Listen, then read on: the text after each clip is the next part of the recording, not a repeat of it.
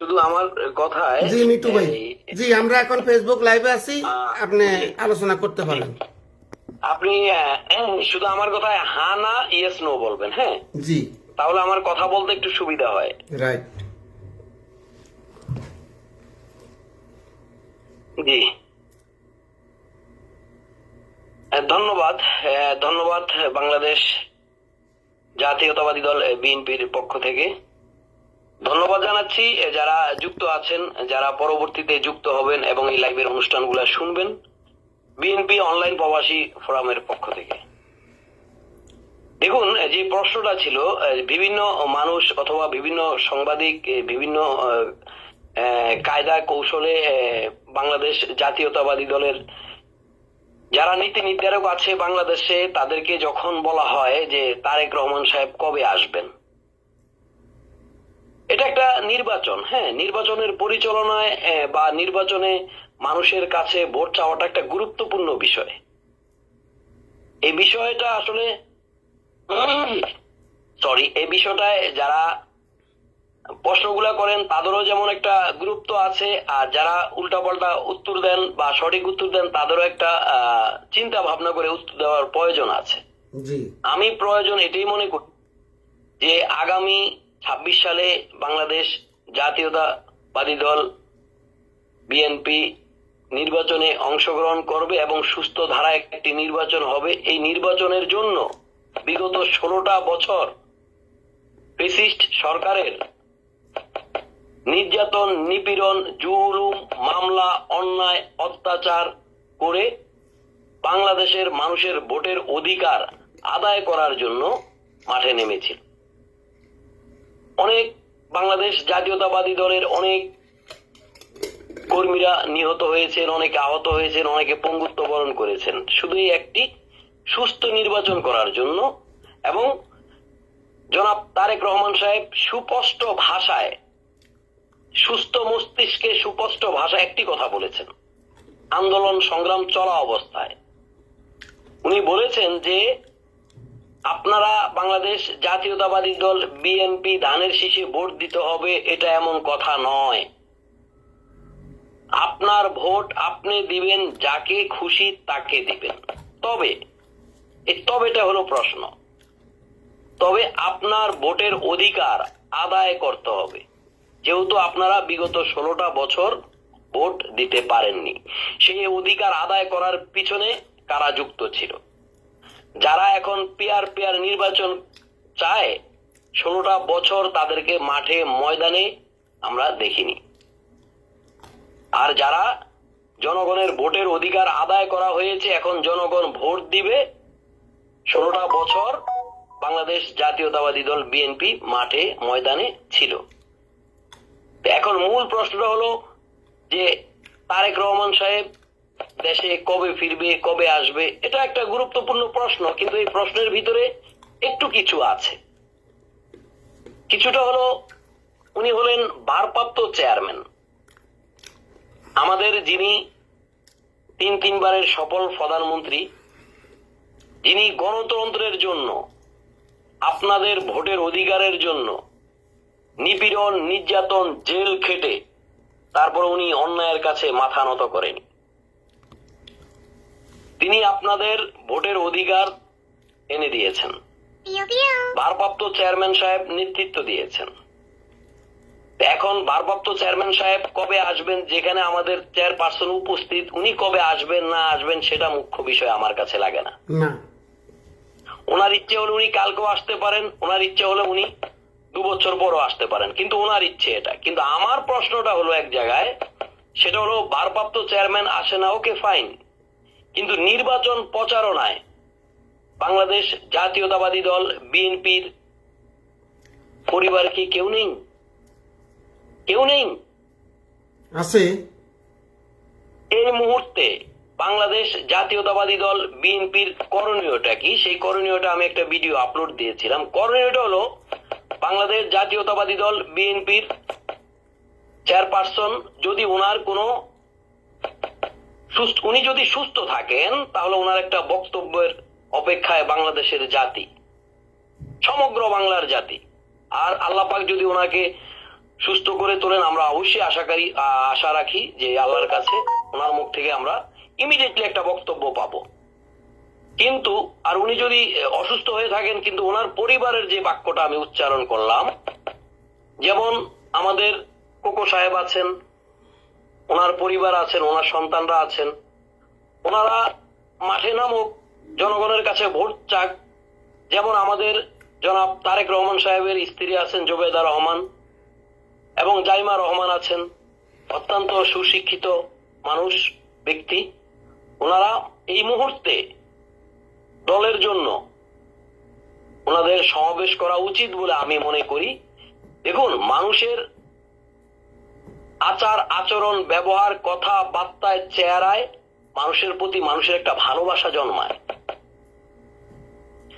আপনি কেমন, আপনার আচার আচরণ, কথা এবং আপনার চেহারায় আপনার অ্যাক্টিভিটিস, মুভমেন্ট দেখে অনেক মানুষ আশাবাদী হয়ে আছে যে না, জাইমা রহমানের বক্তব্য অত্যন্ত গুরুত্বপূর্ণ, আমরা ইনশাল্লাহ আগামীতে ওনাকেই ভোট দেব।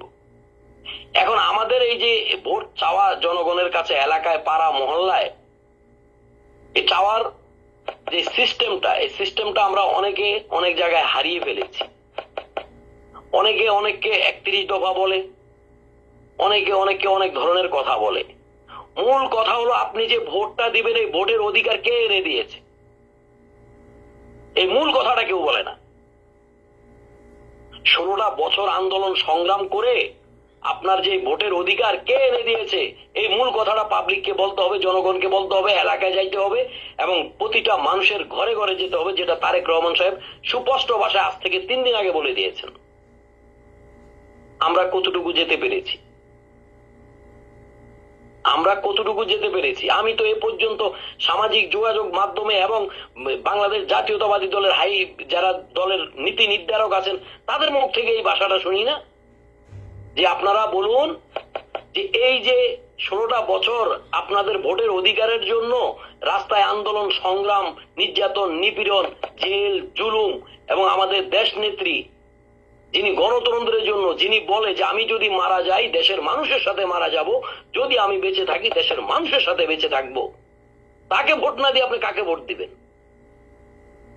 সে তো আপনার ভোটের অধিকার এনে দিয়েছে। এই কথাগুলা ছড়িয়ে ছিটিয়ে দিতে হবে, প্রতিটা মানুষের কানের ভিতরে ঢুকিয়ে দিতে হবে। এবং আমরা যে বিশেষ করে তারেক রহমান সাহেব যে ভার্চুয়াল যে আলোচনাগুলা, এই যে কমিটি দিচ্ছেন বিভিন্ন জেলায় বা বিভিন্ন বিভাগে, যেখানে দেন না কেন, ওই কমিটিতে বিশেষ করে বাংলাদেশ জাতীয়তাবাদী দলের পরিবারের সদস্য যারা আছেন তারা ওখানে উপস্থিত থেকে 2টা লাইন কথা বলতে হবে। এখানে তো আর আপনাদেরকে কেউ বাধা দিচ্ছে না, আপনারা এই কাজটা করছেন না কেন? তবে আমার এটা একটা যুক্তি বা বুদ্ধি বা পরামর্শ, যদি আপনারা যারা শুনছেন এটা মানলে মানতেও পারেন, না মানলে নাও মানতে পারেন। তবে এটা আমার ব্যক্তিগত মতামত, এটা আমার দলের কোনো মতামত না। আমার ব্যক্তিগত মতামতের উপর আমি এটাকে অনেক বিশ্লেষণ করে অনেক কিছু করে আমি লাস্টে এই বক্তব্যটাই বের করলাম যে এই বক্তব্যটাই এখানে দিতে হবে। আরেকটি বক্তব্য আছে, সেটা হলো বাংলাদেশের মানুষের পাশে যদি আপনি না দাঁড়াতে পারেন সুখে এবং দুঃখে, তখনই আপনাকে মানুষ ভোট থেকে বঞ্চিত করবে। আর যদি পাশে দাঁড়াতে পারেন তাহলেই মানুষ আপনাকে ভোট দিবে। আরে ভাই, পাশে দাঁড়াইতে তো টাকা লাগে না। যেমন এই যে মাজারগুলা ভাঙা হচ্ছে, যারা কারা এই কাজগুলা করতেছে তাদেরকে প্রতিহত করুন, তাদেরকে প্রতিহত করুন। এই মাজার ভক্ত লক্ষ লক্ষ মানুষ বাংলাদেশে আছে, তাদের পাশে যদি আপনি দাঁড়ান, আর ওই মাজারের যিনি পীর, যিনি মুরিদ, উনি যদি ওনার মুরিদগণকে বলে দেয়, ওনার আশেকগণকে বলে দেয়, ওনার জাকির ভাইদেরকে বলে দেয়, ওনার ভক্তদেরকে বলে দেয় যে অমুক দল আমাদের এই মাজার ভাঙতে এসেছিল, এই মাজার ভাঙতে দেয়নি বাংলাদেশ জাতীয়তাবাদী দল, বিএনপির অঙ্গ সংগঠনের ছেলে মেয়েরা, তারা প্রতিহত করেছে, এই মাজার কেউ ভাঙতে পারবে না, কারণ ধর্ম কারের উপরে জোর করে চাপিয়ে দেওয়া যায় না। এদের পাশে যদি দাঁড়াতে পারেন তাহলে আপনাদের ভোটের চাহিদা বেড়ে যাবে, ভোট বেড়ে যাবে। কেন বাড়বে? ওই পীর যদি বলে যে এই আমার পীরের ভক্ত, আপনারা দেখুন পীরের ভক্ত কিন্তু অনেক মানুষ আছে। একটা ওরসে যখন হয়, ওরা লাভ দিয়া বাঁশের গাছায় উঠুক আর যাই হোক না কেন, ওদের মাথায় ওই পীর যে একটা ব্রেন ওয়াশ করেছে, এই ব্রেন ওয়াশ কখনো আপনি সরিয়ে দিতে পারবেন না। আমি পারিনি, কারেক্ট। আমি তাদেরকে অনেক বলেছি, আমি পারিনি। তো সুতরাং আপনার আমি বক্তব্য ফাঁকে যদি এখানে শেষ আমারে করছি, 1 অথবা মিনিট আজকে- সময় দিতেন ভালো হতো। Okay sir, please. জি ধন্যবাদ মিটু ভাই, খুব সুন্দর চমৎকার আলোচনা করছেন। কারণ আপনার যে আলোচনাটি, এই আলোচনাটি সময়ের উপযোগী, এই মুহূর্তে প্রয়োজন বাংলাদেশ জাতীয়তাবাদী দলের জন্য। আপনি যে কথাটি বলছেন, এই বিএনপি কেন কেন এখনো প্রচারণায় নামতেছে না, জি যেটুক আপনি 1 মিনিট সাজান ভাই সুযোগ দিব, আপনি যেটুক জানতে পারছেন, যেটুক বুঝছেন, আপনার ব্যক্তিগত বিশ্লেষণ জি, করছেন। আমি বলেছি এটা আমার জি, ব্যক্তিগত ধন্যবাদ। মতামত, বিশ্লেষণ। জি প্রথমে আমি বলবো, দেখেন বাংলাদেশ জাতীয়তাবাদী দলের কিছু কৌশল আছে, সবকিছু মার্কেটে ছাইড়া দিলে চলবে না। বাংলাদেশ জাতীয়তাবাদী দল কখন নির্বাচনী প্রচারণা নামবে, কখন শুরু করবে, এটা তারা একান্ত তাদের একটা ব্যক্তিগত বিষয়, ব্যক্তিগতভাবে রাখতেছে। তারা মাঠ পরিদর্শন করতেছে। আর দ্বিতীয় কথা হচ্ছে, নির্বাচনী প্রচারণার জন্য 50 বছর দরকার হয় না, 2 মাসে যথেষ্ট। 2 মাসে যথেষ্ট সারা বাংলাদেশে নির্বাচনী প্রচারণা করার জন্য। আরেকটা কথা আপনি বলছেন, এই মুহূর্তে এই যে ভার্চুয়াল যে আলোচনাটি হচ্ছে, কমিটিটি দিচ্ছে, কেন বিএনপির পরিবার থেকে কাউকে না কাউকে 1-2 লাইন কথা বলার জন্য সুযোগ করে দিচ্ছে না বা আসছে না? দেখেন, আপনারা জানেন এই মুহূর্তে বাংলাদেশে কোনো নিরাপত্তা নাই, বাংলাদেশের মানুষ কোনো নিরাপদ না, বাংলাদেশের প্রশাসন কোনো সক্রিয় না, প্রশাসন ঠিকভাবে কাজ করতেছে না, কেউ কারো কথা শুনতেছে না। দেখেন আমাদের দেশ নিয়ে ষড়যন্ত্র চলতেছে। আপনি বিএনপির বিরুদ্ধে যে ষড়যন্ত্রগুলি চলতেছে সরাসরি, ওটা যদি আপনি খেয়াল করেন তাহলে আপনি বুঝতে পারবেন। কারণ এই মুহূর্তে যদি বিএনপির কোনো আনুষ্ঠানিকভাবে বা কোনো জোর প্রচারণা চালাইতে যায়, এই মুহূর্তে যদি অপশক্তিরা একটা দুর্ঘটনা ঘটাই গেলায়, তাহলে আমাদের এই নির্বাচনটা বানচাল হইতে আর সময় লাগবে না। বিএনপি ক্ষমতাকে প্রাধান্য দিচ্ছে না, প্রথম কথা। বিএনপি ক্ষমতা যাইতেই হবে এরকম বিএনপি মনে করে না, এটা মনে করে বাংলাদেশের কিছু মানুষে আর অন্য দলে।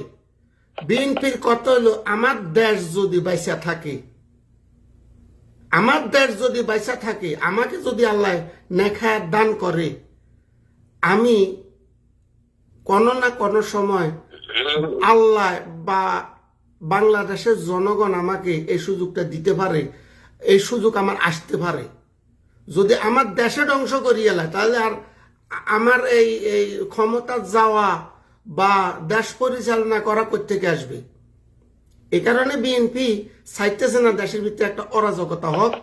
বিএনপি এই কারণে সবকিছু নীরবে সহ্য করে নিচ্ছে। আরেকটা কথা আপনি বলছেন, আরেকটা উত্তর দিই, লাস্টটা আপনি যেটা বলছেন, এই মাজার বাঁধতেছে, বিএনপি কেন বাধা দিচ্ছে না? আপনি কি জানেন, এই যারা মাজার বাঁধতেছে তারা চাইতেছে বিএনপি যে ওইখানে বাধা দেখ, ওরা চায় এখানে বাধা দেখ। কারণ বাধা দিলে তো এখানে শুরু হয়ে যাবো গা আরো বেশি জোরে, আরো তৎপরতা, অপপ্রচার। বিএনপি যাবো বাধা দিত, তারা বিএনপি বলবো যে বিএনপি গেছে ওইখানে খুন করতো, তারা লাশ ফালাইব, নাম বিএনপি দিব। হ্যাঁ, বিএনপি একবারে যে চুপ বৈশা আছে না। আপনি দেখেন রেজবি ভাই কয়েকটা সাংবাদিক সম্মেলনের মধ্যে এটির প্রতিবাদ জানাইছে। বারবার কিন্তু বিএনপির থেকে অনুরোধ করা হচ্ছে বাংলাদেশের প্রশাসনকে, আইন শৃঙ্খলা বাহিনীকে, এই সমস্ত অপকর্মকারীদেরকে, এই সমস্ত সন্ত্রাসীদেরকে আইনের আওতা আনার জন্য। বিএনপি একবারে যে বসে আছে তা না। হ্যাঁ, বিএনপি চাইতেছে এই যে বর্তমানে বাংলাদেশের যে পরিস্থিতি, এটাকে রাজনীতিকভাবে এই প্রতিহত করার জন্য। বিএনপি ওই তারা যেভাবে সন্ত্রাসী কইরা ঘটনা ঘটাইতেছে, বিএনপি কিন্তু ওই সন্ত্রাসী মনোভাবে নাই। বিএনপির কথা হলো আমার দেশ বাঁচক, পরে হলো যে আমার ক্ষমতা। ক্ষমতা কে আসবে এটা বাংলাদেশের জনগণ ওইটা চিন্তা করব, আগে আমার দেশ রক্ষা করতে হবে। জি ধন্যবাদ। মিটু ভাই বলেন।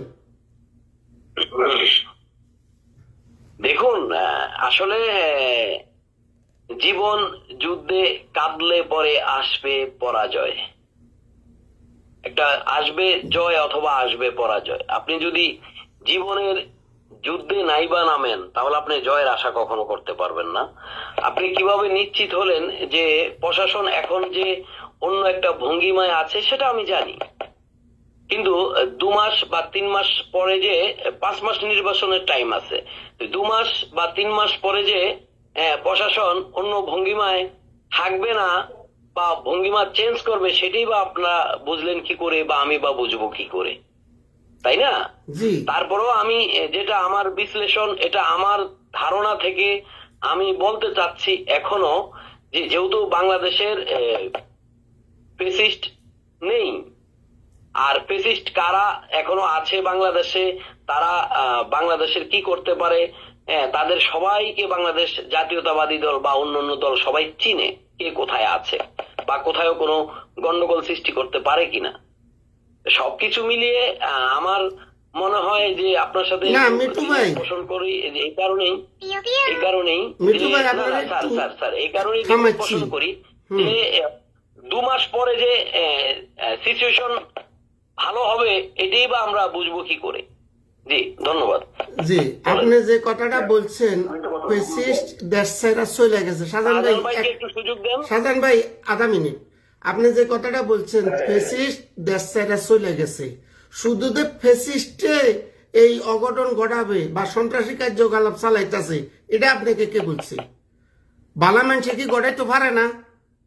নিজের একটা কথা মনে রাখেন, শত্রু কখনো শত্রুতা করতে পারে না বন্ধু স্বজন ছাড়া। ঘরের শত্রু হলো বড় শত্রু। আপনার আগে ঘরের শত্রু মোকাবিলা করতে হবে।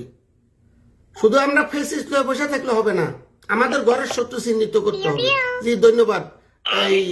শাহজাহান ভাই, সেটা জানি যে বিগত আমলে যারা ৬৬টা জেলায় বোমা হামলা করেছে, যারা জামাত বিএনপি জামাতের যে কাজগুলো হয়েছে, যারা বিভিন্ন আকাম কুকাম করেছে, সেটা আমি জানি, কিন্তু বর্তমানে এই সবকিছুর ভিতরেই কিন্তু আপনার পথ পাড়ি দিতে হবে। ধন্যবাদ। জি শাহজাহান ভাই প্লিজ। জি ধন্যবাদ।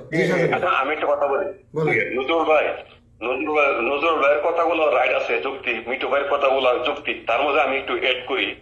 দেখে নজরুল ভাই প্রবাসে আছি, আমি প্রবাসে আছি, মিটু ভাই প্রবাসে আছি। আমাদের ছেলে মেয়ে পরিবারকে শাসন করলে আমরা দূর থেকে মোবাইলে করতে পারবো, মোবাইলে কথা বলবো, যাওয়া তো সম্ভব না, বাস্তব মোবাইলে বলবো। যখন আমি দেশে যাইবো শ্বশুরলে, দেশে থাকবো, ফ্যামিলিতে থাকবো সবসময়, তখন আমার শাসনটা একটু ভিন্ন রূপ হবে না, করা হবে না, স্বাভাবিক করা হবে। কিন্তু এখন আমার কথা হইলো, এই যে আমাদের তারুণের অহংকার তারেক জিয়া ভিডিও কনফারেন্সের মাধ্যমে কথাগুলা বলে, দেশের জন্য, দেশের মানুষের জন্য, নেতা কর্মীদেরকে দেশে কাজ করার জন্য, মানুষের কাছে যাওয়ার জন্য, মানুষের প্রত্যাশা কি পূরণ করার জন্য, মানুষের কাছে যাওয়ার জন্য। কিন্তু আসলে দেখেন এখানে গেলাম যে বলে আমি গাছ লাগাইলাম, ফল খাইবো অন্য লোকে। যে দলটা মিটু ভাই বললো 15-16 বছর এত নির্যাতন, এত অত্যাচার, এত হামলা মামলায় জড়িত, এই দলটাকে আগে, এই দলটাকে পিছনে ফেলে অন্য একটা দল এখন এই দলের বিরুদ্ধে মিথ্যাচারী করে আছে। তারা জনগণের কাছে গিয়ে ভুলভাল বুঝাইয়া তারা গেলাম জনগণ অর্জন করতে আছে। একটা কথা জানে রাখবেন, বিএনপির কিছু মানে রিজার্ভ বোর্ড আছে, জামাতের রিজার্ভ বোর্ড আছে, তারপরে কিছু বোর্ড আছে সাধারণ মানুষ, আমজনতা, তারা নির্বাচনে আসলে যে দলকে পছন্দ করে এই দলকে মার্কেট ভোট দিই, তার কোন দলাদলি আন্দোলন মারামারি নাই। ওই লোকগুলাটা এখন ভুলভাল বুঝের কারণে তারা কারণ দিশাহারা হয়ে গেছে গা, হ্যাঁ দিশাহারা হয়েছে গা। বিএনপি এত একটা দল, তারা তো আমাদের কাছে আসতেছে না, আর একটা দল আমাদেরকে বিএনপির বিরুদ্ধে এত মিথ্যাচার এত কিছু বলতেছে, এই উজুয়াত, এই লাভ দেখাইবে, ওই লাভ দেখাইবে। তাহলে এখন আমরা আসলে কবে তাদের কাছে যাইবো? আমরা তো বসে থাকি, ঘুমন্ত অবস্থা থাকি, আর একটা দল তো আমাদের বিরুদ্ধে মিথ্যাচার করে জনসাধারণের কাছে যে তাদেরকে বুঝাইয়া উল্টাপাল্টা আমাদের এই প্রভাবটা কালাম সামনে নির্বাচন আসবে, কিন্তু দিন কালাম চলে যাচ্ছে। একটা দল, হ্যাঁ, বাংলাদেশের এত মানুষ এই পাশে থাকতে হবে, কথা বলতে হবে, যাইতে হবে, এগুলা তো আমরা সময় পার করি, সময় আছে, কিন্তু আরেকটা দলকে আমি সুযোগে সদ্ব্যবহার করবে, এই কথাটা আমি বললাম। আর একটা বিষয় দেখেন, আমাদের মিঠু ভাই যে কথাটা বলছে, আমাদের দেশের নেতৃত্ব একটা কথা বলে বা তার যে একটা ফ্যামিলির কথা বলে, এই দেশের মানুষ ওদের আগ্রহ যে কথাটা কি বলে, হ্যাঁ, ওদের একটা কথা অনেক কিছু চেঞ্জ হয়ে যায়, দেশের পরিবর্তন। আসলে এটা একটা বাস্তব, বর্তমানে যে একটা প্রেক্ষাপট বা মানুষের যে ওদের আগ্রহ, তাদের কি প্রতিশ্রুতি দেশের প্রতি, দেশের জনগণের প্রতি, এই কথাগুলো লাগবে দেশের মানুষ ওদের আগ্রহ। শাহজাহান ভাই, আপনাকে এখানে একটু থামাইতেছি আমি। আপনি দেখেন, এই 5 আগস্টের পরে মোটামুটি 15 দিন স্থিতিশীল ছিল, কেউ কারো বিরুদ্ধে বলে নাই। আপনি দেখেন 5 আগস্টের পরে বিএনপির নামে যে অপপ্রচার গুণী, যে মিথ্যাচার গুণী তারা সরাইছে, একটা মিথ্যাচার কি সত্য প্রমাণ হয়েছে? না। বিএনপি সবচেয়ে ভালো কাজ গুণী করতেছে, এটা বিএনপি আক্রমণে না যাইয়া বিএনপি ঠান্ডা মাথায় তাদের যে মিথ্যাচার এটা তুলে ধরতে সক্ষম হয়েছে, ইনশাল্লাহ হবে। আরেকটা জিনিস বলি আপনাদেরকে, এই যে তারা এই মুখের ফেনা বাইর করতেছে আওয়ামী লীগকে নিষিদ্ধ করো। আজকের কুমিল্লার ঘটনা, আজকে কুমিল্লা আওয়ামী লীগের সন্ত্রাসীকে পুলিশের হাতে শপথ করছে বিএনপির ছাত্রদল, যুবদলের পোলাপাইন, আর জামাত ইসলাম বিক্ষোভ করছে। কেন তাকে পুলিশে দেওয়া হইল? আপনার আওয়ামী সন্ত্রাসীকে পুলিশে দিছে, আর জামাত তাদের লোক বইলা তারা কুমিল্লাতে আজকে বিক্ষোভ সমাবেশ করছে, জানেন এটা? জি, ধন্যবাদ, বলেন। জি জি, আরেকটু কথা বলতে চাচ্ছি, সেটা হলো বিশেষ করে এই যে বিভ্রান্তকর কথাগুলা দলের যারা বাংলাদেশে আছে নীতি নির্ধারক, এদের উদ্দেশ্য করে আমি যে কথাটা বলতেছি, বিভ্রান্তকর কথাগুলা না বলাটাই সবচাইতে উত্তম বলে আমি মনে করি। এটাও আমার একটা বিশ্লেষণ, আমার ব্যক্তিগত মতামত। রাইট।